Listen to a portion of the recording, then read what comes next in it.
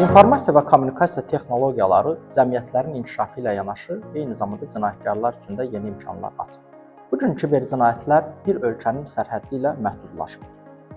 Cinayət bir ölkədə planlaşdırılar, başqa bir ölkədə həyata keçirilir, sübutlar isə üçüncü ölkədə yerləşə bilər.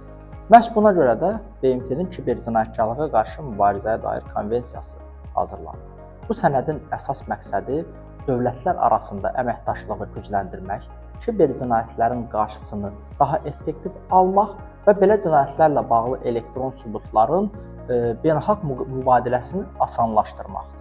Sadə dillə desək, konvensiya kiberməkanda cinayət törədən şəxslərin harada olmasından asılı olmayaraq, məsuliyyətdən yayınmasının qarşısını almağa yönəlmiş qlobal hüquqi bir çərçivədir.